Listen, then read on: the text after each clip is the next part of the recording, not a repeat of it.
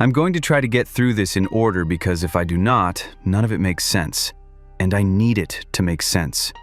I need someone else to read this and tell me I am not losing my mind, because right now, sitting in my car in a gas station parking lot off Highway 22 with my phone at 11%, I genuinely do not know what I am anymore. My name is Patrick Drummond. I have worked for the Pacific Northwest Relocation Services Bureau for going on 4 years now. Relocation Officer, Level 3. That is the official title. What it actually means is I sit in an operations center and monitor a panel of little green dots on a map, and those dots are people, clients, who have been assessed, processed, and placed in managed residential facilities for their own safety and the safety of the general public. I'm going to say it plainly because there is no point dancing around it at this stage. The clients are werewolves, or at least that is the word most people use. The agency prefers cyclically reactive individuals. I used to think that was just bureaucratic cover. Now I think it might be something more deliberate than that. I'm getting ahead of myself. The night this started, last Tuesday just before 2 in the morning, I was running solo on the graveyard shift at the Regional Operations Center in Salem. That is about 20 miles from the Cascade Hills facility up in Lynn County. We have 5 clients currently housed at Cascade Hills. Their names are in the dashboard in green text. Patrick Drummond, Sheila Wentworth, Douglas Creamer, Raymond Albright, Wendy Pasco. Wait. No. I'm sorry, that is wrong. Those are the staff names, force of habit. I will come back to that. The clients at Cascade Hills are 6 individuals. I'm not going to put their names here for privacy reasons, but you can probably understand that is not even close to the most important detail right now. The point is, at 1:51 in the morning, the monitoring panel for Cascade Hills did something I had never seen in 4 years of doing this job. It did not throw an alarm. It did not flag a perimeter breach or a door event or any of the standard alerts we trained for. What it did was quieter than that, and honestly, that is part of why it scared me as much as it did. The transponder signal for Client 7, I will use the client number, just started moving. Not toward the exit, not toward any window or exterior wall. The signal was drifting laterally through the facility, and when I pulled up the floor plan overlay, it did not track with any hallway or corridor. It was moving through solid wall space, through the spaces between rooms. And then it started going up. I sat there for a second just staring at the screen. The transponder of Client 7 is a subcutaneous chip, surgically embedded during intake. The agency literature describes it as non-removable under standard conditions. In 4 years, I had seen transponders throw errors, go briefly dark during interference events, drift a few feet from their actual position. I had never seen one move like this, in an upward direction. Following what, when I checked against the building schematics, appeared to be the path of the ventilation system. For 38 seconds, the signal went dark. I know exactly how long because I watched the timestamp. 38 seconds where Client 7 just was not anywhere on the map. I had my hand on the phone to call Raymond Albright. He is the facility director, and I was already mentally rehearsing how to explain this without sounding like I was panicking. And then the signal came back. It was not in Lynn County anymore. It was pinging from Portland, from the Irvington neighborhood specifically, which is a residential area I know well because I have lived there for the past 2.5 years. The coordinates on the screen sat right on top of my apartment building, my building. And the more I looked at it, the more the specific global positioning system coordinates lined up with not the front of the building, not the lobby, not the parking lot, but the interior square footage of my unit, my bedroom. I do not know how long I just sat there. It felt like a long time. My first thought, I will be honest, was that the system had glitched and defaulted to my home address somehow, maybe pulled it from my employee file. That is the kind of thing you tell yourself when the alternative is too strange to sit with. But the signal was strong. No interference hash, no drift.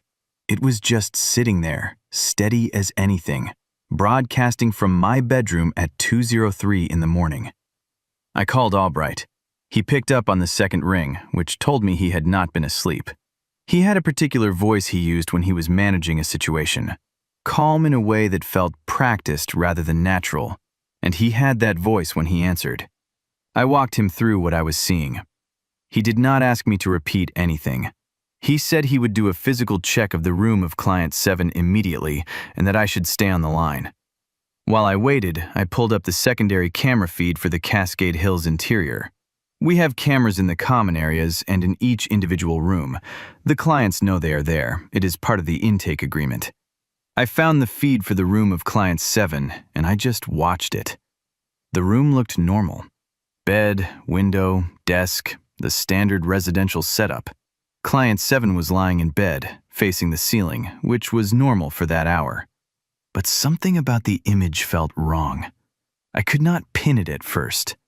The lighting was the usual nighttime level, a little grainy, the kind of footage that always looks vaguely unsettling on a monitor at 2 in the morning.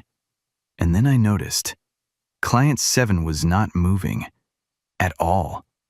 Not the small movements of a sleeping person, the micro shifts, the breathing rhythm you can usually see even on a low-quality feed. Nothing. They were completely still. Lying there with their face turned up toward the ceiling and their arms at their sides, and nothing was moving. Not even... I do not know why, but I started going back in the footage. We keep rolling archives. I scrubbed backward, 15 minutes, 30, an hour, and Client 7 was in bed for all of it. Still.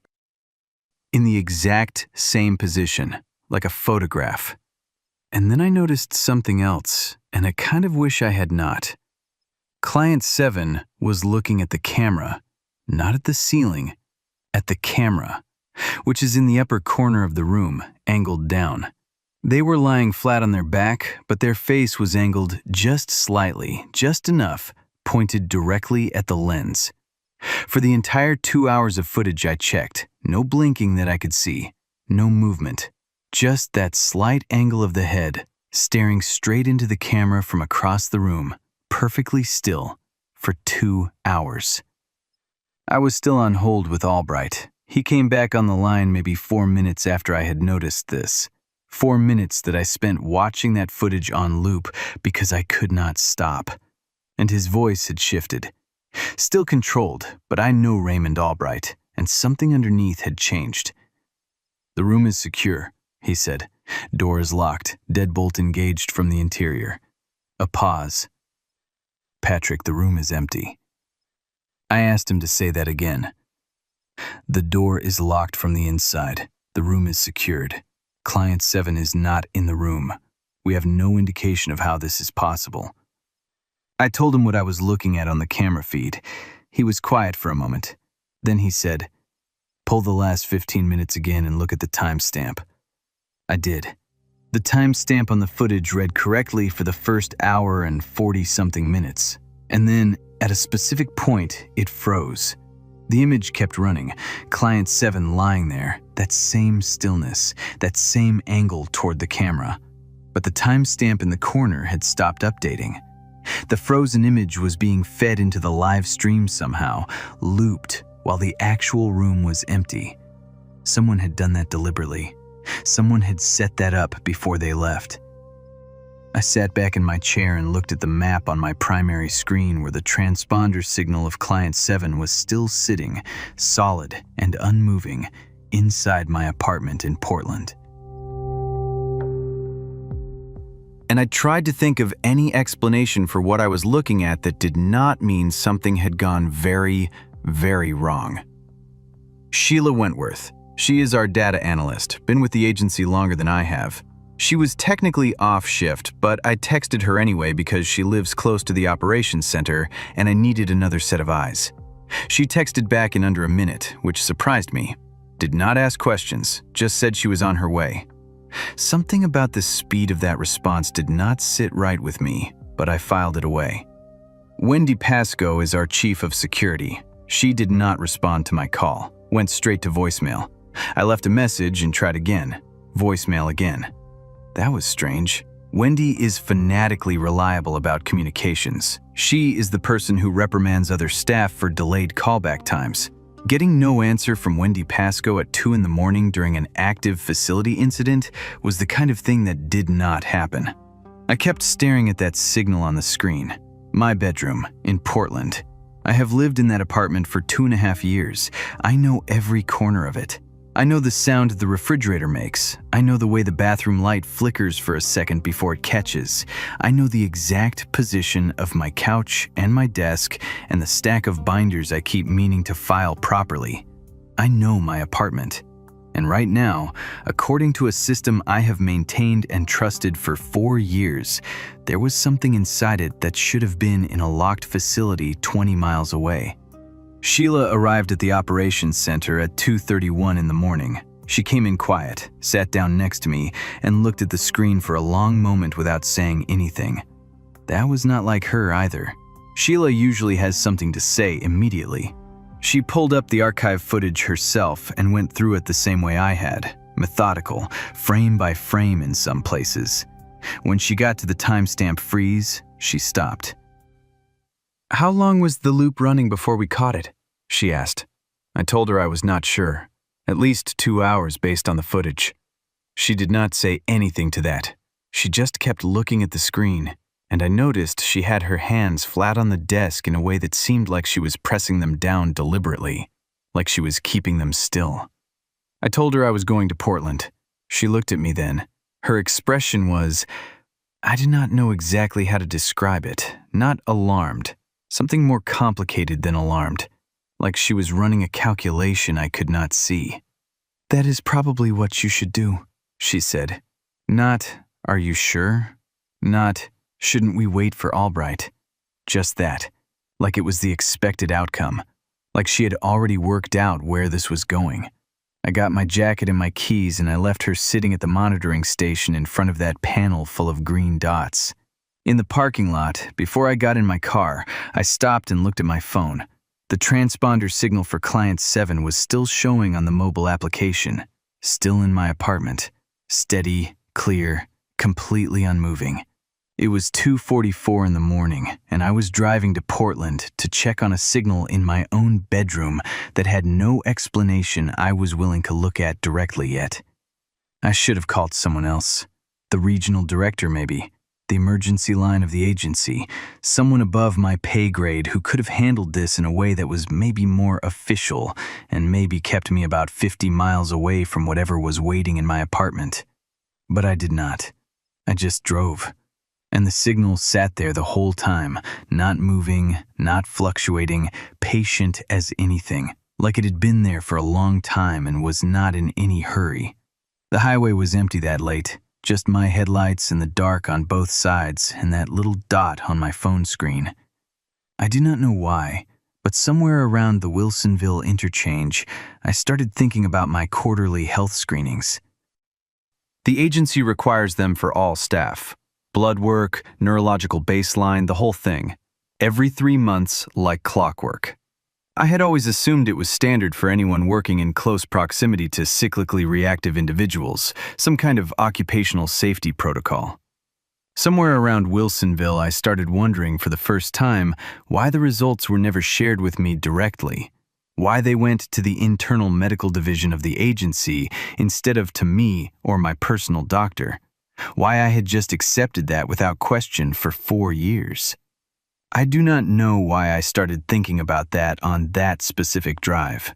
I do know that by the time I reached the Portland city limits, I could not stop thinking about it. My apartment was dark when I got there. Obviously, it is 3 in the morning, but I mean something beyond the lights being off. I stood in the doorway after I unlocked it, and there was a quality to the dark inside that felt different from normal. Thicker, maybe. I do not know how to describe that without sounding like I am being dramatic. I am not trying to be dramatic. I am trying to be accurate. I hit the light switch. Living room, kitchen, everything exactly where I left it. Couch, desk, the stack of binders, nothing out of place, nothing disturbed. I walked through every room, bathroom, bedroom, the little closet I use for storage, and there was nobody there. No sign that anyone had been there. Locks intact, windows latched, no marks on anything. But the transponder signal on my phone was still reading from inside the building. I stood in my bedroom and held the phone up and looked at the map, and the dot was maybe 30, 40 feet from my current position, which, when I thought about the layout of the building, put it approximately at the basement. Every unit in my building has a storage cage in the basement. Mine has my old camping gear and some boxes of stuff I moved from my last place 3 years ago and never actually unpacked. I have been down there maybe 4 times total. There is no reason anyone should be in my storage cage. I took the stairwell down. The basement of my building is the kind of space that was never designed to be comfortable. Drop ceiling, fluorescent lights that hum at a frequency you feel in your back teeth, concrete floor with old drain grates in the middle. The storage cages line both walls, chain-link dividers floor to ceiling, each one padlocked. Mine is cage 14, second from the far end. The padlock was intact, locked. Nothing looked touched, but the signal was sitting right on top of cage 14. I checked the phone twice, still right there. I unlocked the cage and went in, pushed past the camping gear, moved a box labeled kitchen miscellaneous that I definitely never unpacked. And in the back corner, on the lowest shelf of the old metal shelving unit I inherited from the previous tenant, there was a manila folder. It was not my folder. I had never put it there. It was thick, the kind of folder the agency uses for client files, and it had the watermark of the agency on the cover. And stamped across the front in red ink, the kind of stamp we use for active files. Drummond, Patrick A. And under that, a client number. I stood there for I do not know how long. The fluorescent light buzzed. Someone above me walked across their floor and the building creaked. I just stood there holding this folder with my name on it and a client number that was not my employee identification. I opened it. The intake date on the first page was 3 years and 4 months ago. February. I remember that February. I was living in a different place, working a desk job for an environmental compliance firm, had not even heard of the Pacific Northwest Relocation Services Bureau yet, had not applied until the following August. I remember that because I found the job listing through a coworker who had seen it posted somewhere, and I remember thinking the description was strange, but the pay was good and I needed a change. February was 6 months before I applied. The photo on the file was me. Not a version of me or someone who looked like me. Me, in what looked like a clinical intake setting, fluorescent light, neutral expression, facing the camera. I do not remember this photograph being taken. I do not know how else to say that.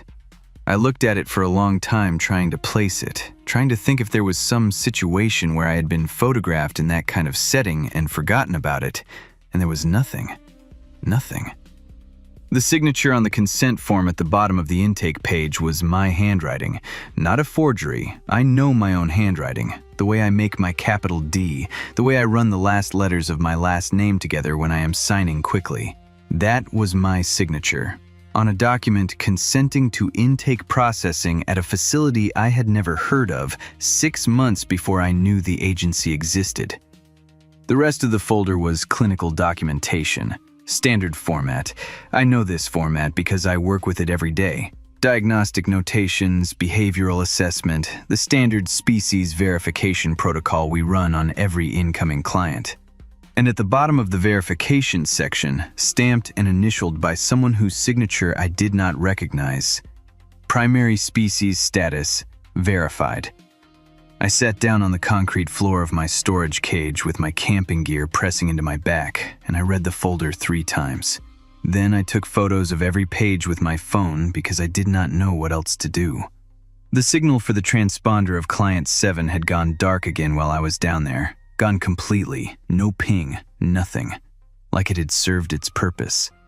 I drove back to the operations center. I do not fully remember the drive. I know I stopped at a gas station somewhere and got coffee because I have the cup here with me now, but I could not tell you what exit I used or what the cashier looked like. I was running the folder contents on a loop in my head and trying to find the angle where it made sense, where there was an explanation that did not mean what I thought it meant. I got to the operations center a little before 5 in the morning. Sheila was still there. She was standing at the window when I came in, looking out at the parking lot, which struck me as strange because there was nothing to look at out there, just a dark lot in the edge of the tree line. She turned around when she heard me come in, and her expression was off. Not alarmed, not guilty, just off. Like she was working very hard to arrange her face correctly and was about 90% of the way there. "Any update on Wendy?" I asked. "No," she said. "I tried twice more, nothing." I put the folder on the desk. I did not explain what it was or where I had found it. I just put it down in front of her and watched her face. She looked at it. She saw my name on the front. Something moved behind her eyes, a flicker, like a calculation completing, and then she looked up at me, and I knew. I did not know exactly what I knew, but something in her reaction told me this was not news to her, not entirely. "Sheila," I said.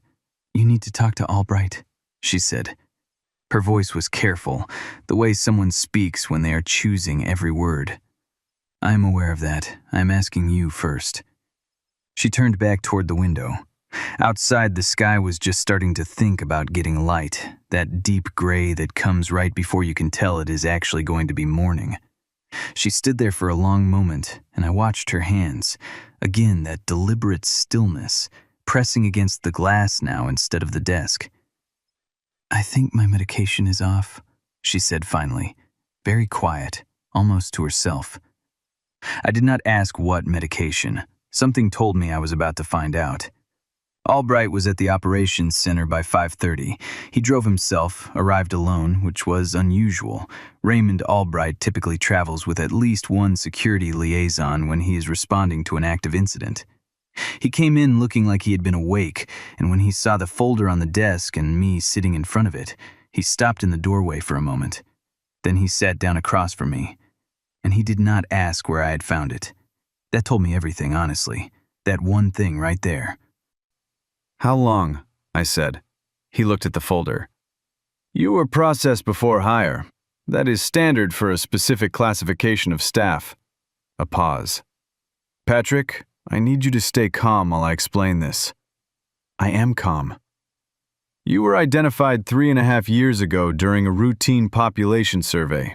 The survey is something the agency runs periodically. You weren't targeted specifically. You showed markers that put you in an assessment category." He folded his hands on the desk, the practiced calm again, the voice he uses when he is delivering something difficult as plainly as possible.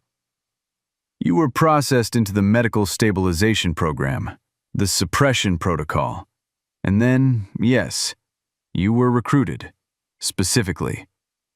Because I would not ask the right questions." He did not flinch at that. "Because you have a genuine aptitude for the work.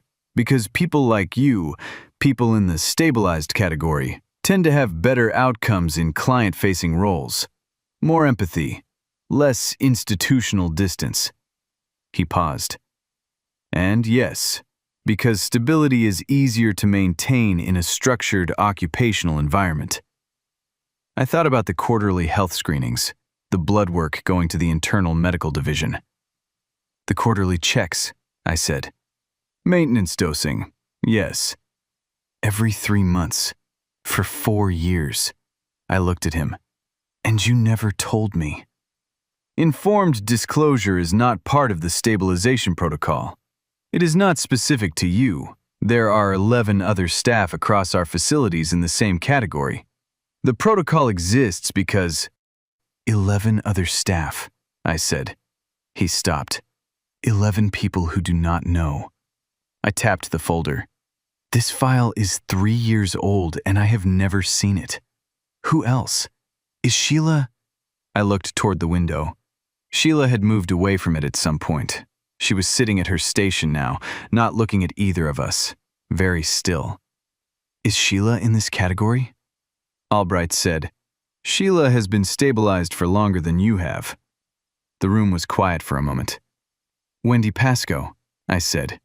Yes. Something cold moved through my chest. And what happens, I said, when the maintenance protocol is disrupted? What happens to a stabilized individual if they miss doses?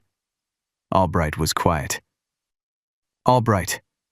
It depends on the individual, the degree of prior stability, the duration of the protocol. He looked at the folder. It is not typically immediate. There is a window. How long a window?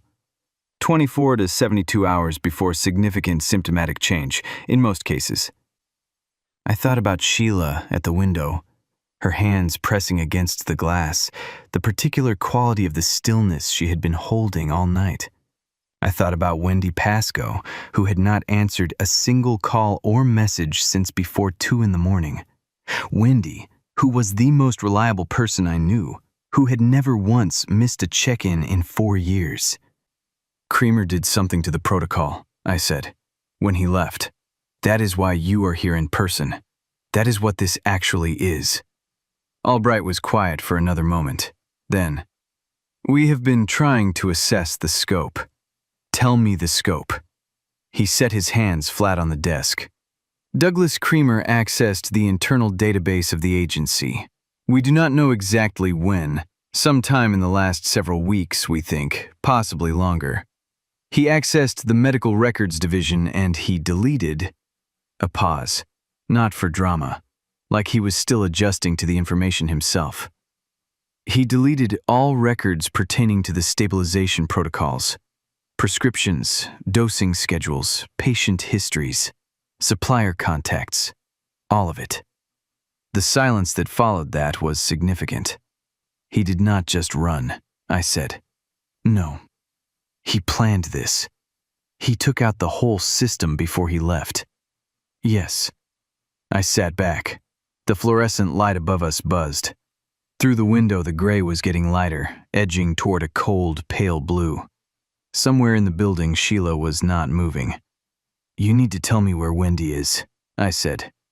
We do not know. We have had security doing a physical search since... You need to find her. I stood up. And you need to tell me where the transponder of Creamer is right now, because it went dark at my apartment and I want to know if it came back. Albright hesitated. Just a moment. Then he turned his monitor toward me. The transponder for Client 7 was active again. The signal was clean and strong and completely stationary. It was reading from Tillamook County, deep in the Forest Service area, on no road I recognized, just sitting there in the middle of the tree coverage like it had been placed, like it was waiting. He is not in distress, I said. The signal was too steady for that. A panicked or compromised individual moves, shifts. The transponder bounces around. He is just sitting there. That is our assessment as well. I looked at the signal for a long time. The dot was completely still, patient. I'm going to go get it, I said. Albright said, Patrick. He left me a file in my basement. He led me to it specifically. He has been running this whole thing as a... I stopped. I did not have the right word for it. An operation, maybe. A message. He wants someone to come out there, and I think he wants it to be me. You should not go alone. Who should I bring, Sheila? I looked toward her station. She still had not moved. Or Wendy, who I cannot reach? You tell me who I should bring. He did not answer. The sky outside was getting light for real now. Morning coming in cold and gray through the window. I grabbed my jacket off the back of the chair. Find Wendy, I said, and when you find her, don't... I stopped again. I was not sure how to finish that. Just be careful how you approach her. I took a photo of the transponder coordinates on the screen of Albright. I picked up the folder with my name on it. I walked out. In the parking lot, I sat in my car for a second with my hands on the wheel and tried to think about whether I was making the right call. Whether there was some version of this where the smart move was to go home, call the regional director, file a formal report, and let the institutional machinery handle whatever Douglas Creamer had set in motion. And then I thought about my quarterly check-ins. The blood draw, the brief physical, the doctor who never really made eye contact, the results that went somewhere I could not see. 4 years of that. 4 years of something being done to me without my knowledge, in an office building, while I sat in a paper gown and assumed it was routine. I started the car. The coordinates in Tillamook County were about an hour and 40 minutes out, Forest Service roads most of the way. I drove into the morning light and tried not to think about what the hands of Sheila had looked like pressed against that glass. I tried not to think about what the file in my lap said about me. I thought about it anyway. The Forest Service roads in Tillamook County are not the kind of roads that show up reliably on Global Positioning System. They branch off the main routes without signage, one-lane gravel that gets narrower the further in you go. And if you are not paying attention, you will miss the turnoff entirely and end up at a dead end staring at a gate with a forestry department padlock on it. I missed the first turn twice. Had to double back both times, the gravel popping under my tires, the tree coverage getting thicker the further west I pushed. It was around 8 in the morning by the time I found the right road. The sky had come up gray and low, the kind of Pacific Northwest overcast that makes it hard to tell what time it actually is. Could have been 8 in the morning, could have been 4 in the afternoon. The trees on both sides were old-growth Douglas fir, massive trunks. The understory so dark underneath them that even in morning light it looked like dusk in there. No other cars, no signs of recent traffic on the road that I could see. The Global Positioning System coordinates led me about 2 miles in before the road simply ended. Not at a gate, not at a turnaround loop. It just stopped. Gravel becoming dirt, becoming a wall of undergrowth. And to the left of that, barely visible behind 20 years of encroaching vegetation, the remnants of a logging camp. I'm talking about a few collapsed structures, a rusted equipment shed, the roof caved in on one end. What looked like it used to be a bunkhouse, windows long gone, the wood so weathered it had gone gray as concrete. And in between them, an open area of flattened earth where the vehicles used to park, which time had turned into a mix of scrub grass and mud, and which was completely, utterly empty. I sat in my car for a moment with the engine off and listened. No wind, no birds. The particular quality of silence you get deep in Pacific Northwest forest. Not peaceful exactly, more like the forest has decided to withhold something. I got out. The mud was soft, my footprints were sharp and clear, and I was aware as I walked that they were the only footprints out there. No sign anyone had been here recently. The old bunkhouse was dark inside through the open doorways, full of decades of rot and shadow, and I was not going in there. The equipment shed had one wall still standing solid enough to lean against. The roof had come down at an angle that left a small sheltered area near the back corner. That is where I found the transponder. It was lying on a flat piece of scrap metal, roughly centered, like it had been placed there with some care. The chip itself. I had seen these in photographs, but never outside a body before. Small. Smaller than I expected. The size of a grain of rice, roughly, sitting in a sealed housing about as big as my thumbnail. No markings on it now that it was external. Just a small technological object sitting on a piece of rust. No indication of how it had been removed. No sign of any instrument, no evidence that whatever came out of Douglas Creamer had cost him anything. Just the chip, placed neatly, and next to it, a folder. I stood there in the drizzle that had started coming down at some point during my walk from the car, and I looked at the folder for a second before I picked it up. It was thicker than mine had been, significantly thicker. I opened it. The first page was a personnel roster for Cascade Hills facility, not the client roster, the staff roster. 18 names, including my own, including Sheila Wentworth, including Wendy Pascoe and Raymond Albright. Every person who worked or managed that facility, administrative staff, security personnel, the on-site medical officer whose name I had never bothered to learn because she just ran the quarterly checks and I had never had a reason to think about her beyond that. 18 names. Every single one of them had a client number in the right margin. I flipped through the pages. Each name had a corresponding file behind it, abbreviated, a condensed version of what I had seen in my own folder. Intake dates, assessment notations, and at the bottom of each one, the same stamp, the same language, initialed and certified. Primary species status verified. I stood there in a collapsing logging camp in Tillamook County in the rain, and I went through all 18 files. It took me a while because my hands were not entirely steady, and I kept having to stop and process what I was reading. The file of Albright was dated 9 years back. He had been in the stabilization protocol longer than any of the others. The file of Sheila was 7 years. Wendy Pascoe was 5. The on-site medical officer, whose name I now had, whose name was on her file, who had been personally running our quarterly maintenance checks for 3 years. Her intake date was 11 years ago.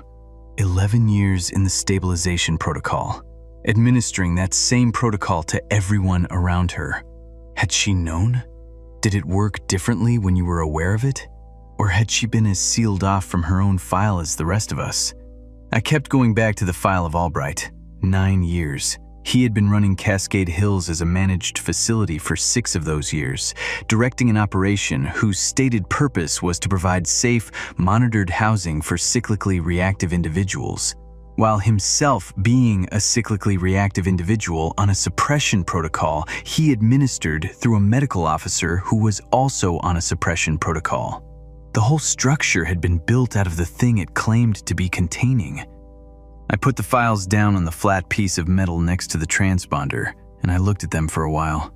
The rain was picking up slightly, speckling the folder covers, and I should have been more concerned about the documents getting wet, but I was not. I was thinking about something Albright had said in the operations center, the way he had described the reasons stabilized individuals were recruited as staff. More empathy, less institutional distance.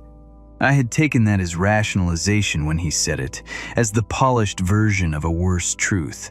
But standing here in the rain with 18 files in front of me, I was starting to understand it was more specific than that. The agency did not recruit us because we were easier to manage. They recruited us because we were easier to keep. A stabilized individual in a structured occupational environment, getting their maintenance doses through routine workplace health checks, surrounded by institutional routine, given purpose and schedule and professional identity, is a stabilized individual who has no reason to look for the thing that is keeping them stable. No reason to ask questions, no reason to run. Douglas Creamer had been in a locked residential facility. He had had every reason to ask questions. And apparently he had, and apparently at some point he had found enough answers to act on. I thought about the camera footage, Client 7 lying in bed, completely still for 2 hours, staring at the lens. The looped feed he had set up before he left. He had been planning this for a while, long enough to learn the ventilation system of the building, long enough to access the database of the agency from inside the facility. I still did not know how he had managed that, and systematically remove everything related to the stabilization protocols, prescriptions, dosing schedules, supplier contacts, all of it gone. He had not run from the agency. He had dismantled something specific inside it before he walked out. The question I kept circling was whether he had done it for us or to us. 18 people who did not know what they were, suddenly without the thing keeping them from knowing. Was that liberation? Was that something else?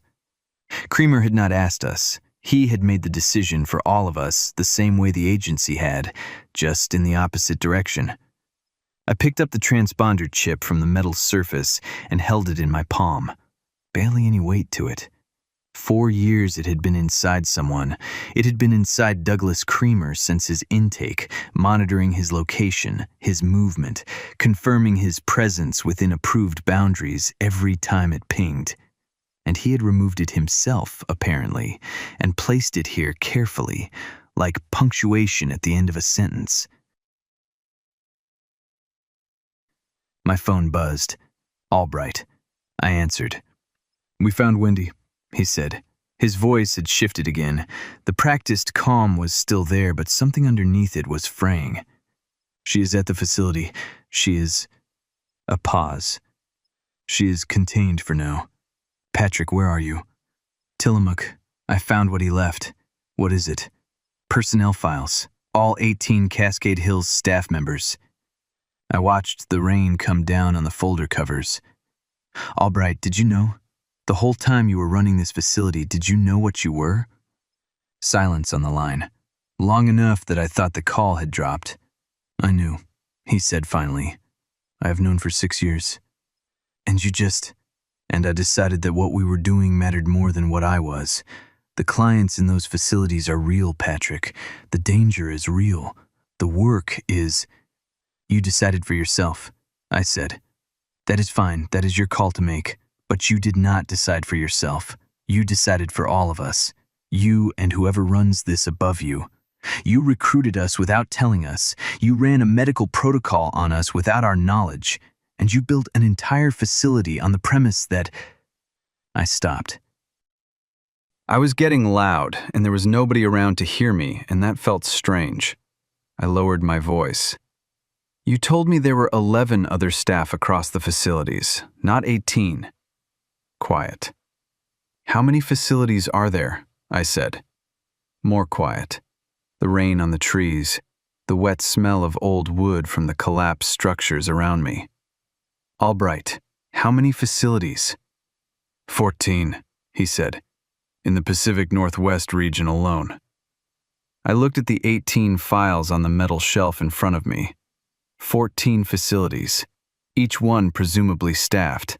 Each one presumably staffed at least in part, maybe entirely in part, with individuals who were in the same category as me, who had been processed, stabilized, and placed into structured environments where their maintenance could be managed invisibly, and their presence served the dual purpose of operational function and quiet containment. The agency had not built facilities to relocate werewolves. The agency had built facilities to concentrate them, to gather them in controlled environments where they could be monitored, suppressed, and kept in a state of managed ignorance, and where the most functional among them could be employed to maintain the structure that contained the rest. I thought about the first page of my file, the intake date, February, 3.5 years ago, 6 months before I had heard of the agency. A coworker had mentioned the job listing. I had thought it was coincidence, a lucky find, a career change that had worked out. I had never thought to ask which coworker had mentioned it, whether that person still worked at the compliance firm, whether I had ever actually seen them again after that one conversation. Patrick, Albright's voice, careful. Come back to the operations center. I will explain the full structure, everything. You deserve to know. I am going to stop you there, I said. Patrick, you had 4 years to tell me. You had the chance 2 hours ago in that building, and you gave me the minimum. Do not tell me I deserve explanations now because Creamer forced your hand. I looked at the transponder in my palm. I am going to stay on this for a while, figure out what I am doing. This is not a safe situation for you to be in without support. The protocol disruption. I feel fine, I said. Which was mostly true. Physically fine. No different from any other morning, honestly. Which was maybe the thing that unsettled me most of all. I had been expecting to feel something. Some shift or change, some indication of what was supposedly underneath the suppression. And there was nothing. I just felt like myself. Like Patrick Drummond standing in a wet forest, slightly cold, looking at a transponder chip in his hand. Although, there was one thing. The forest was very quiet. I had noticed it when I got out of the car, and I had kept noticing it throughout. The absence of birds, the particular held breath quality of the trees around me. And I had been chalking that up to the weather, or the remoteness, or my own state of mind. But somewhere in the last 10 minutes, I had stopped chalking it up to those things. I do not know how to explain it exactly. It was not a sound. It was not a sight. It was more like a change in atmospheric pressure that I was somehow reading without the usual equipment. A sense of something large and aware in the tree line that was not making itself visible, but was not particularly hiding either. Just watching. "I have to go," I told Albright. "Patrick, do not—" I ended the call. The battery was at 9%.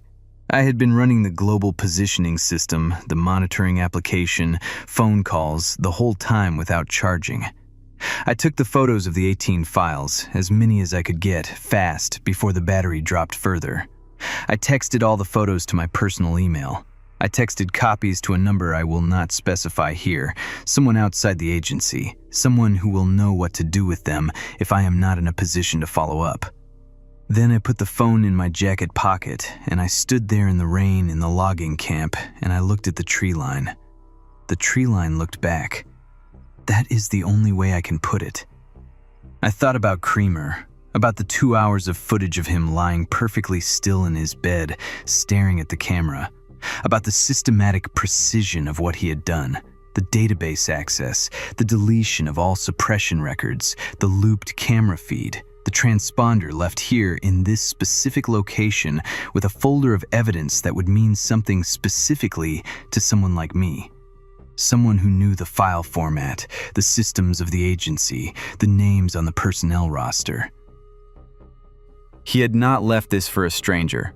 He had known someone from inside the agency would follow the signal here. He had made the signal easy to follow. He had made sure what he left would be understood.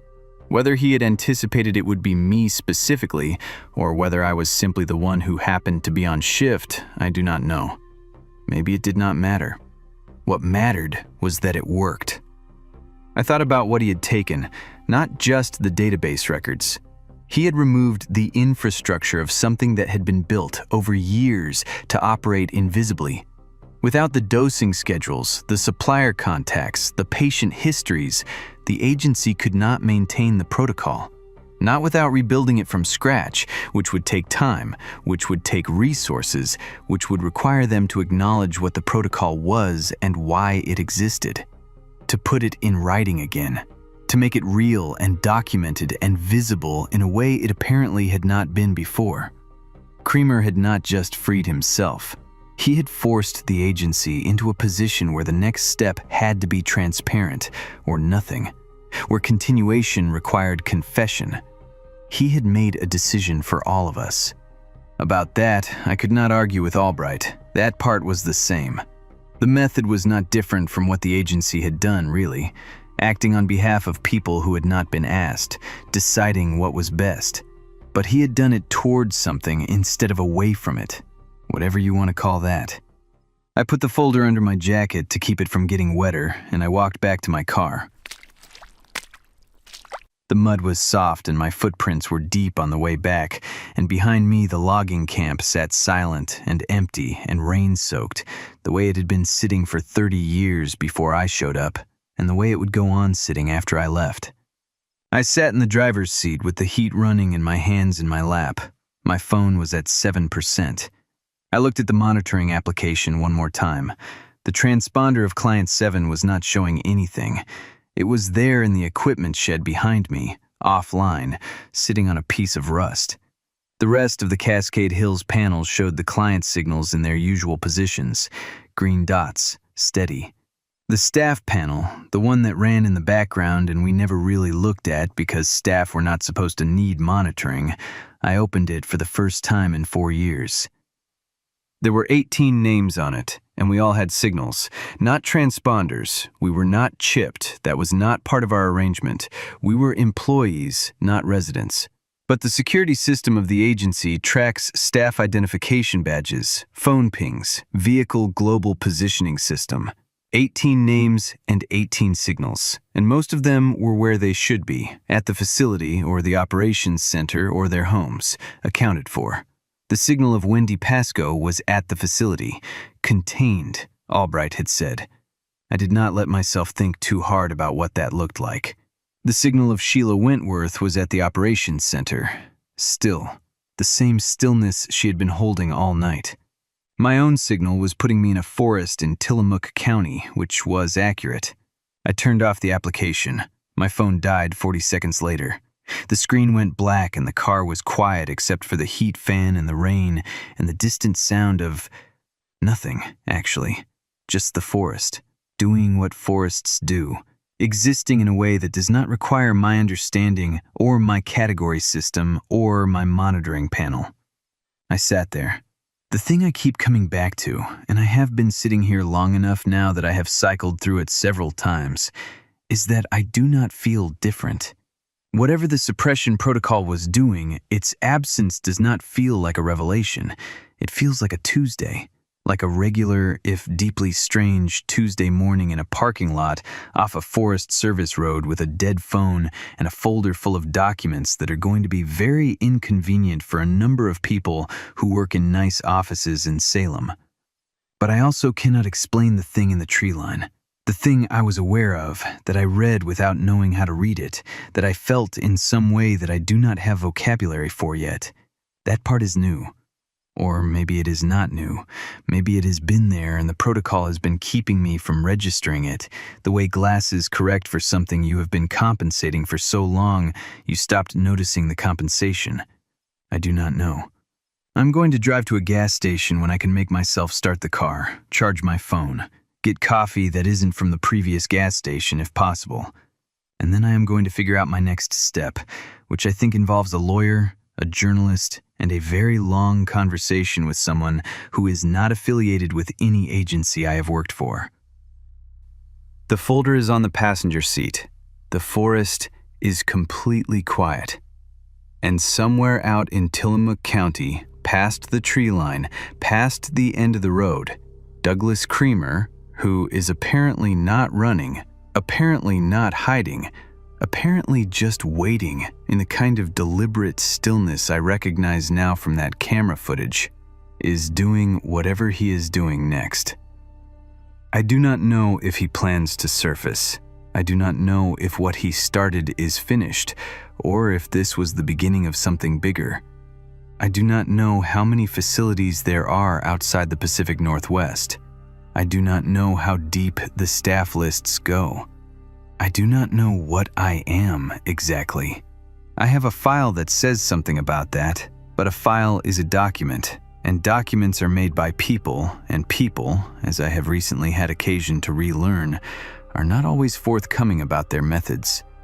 What I know is that the quarterly checks are done, that whatever was in those injections, in 4 years of injections, routine as clockwork, easy as anything, it is not being administered anymore, and the forest is quiet, and I feel completely like myself, which is either the most reassuring thing I can say or the least. I have not decided yet.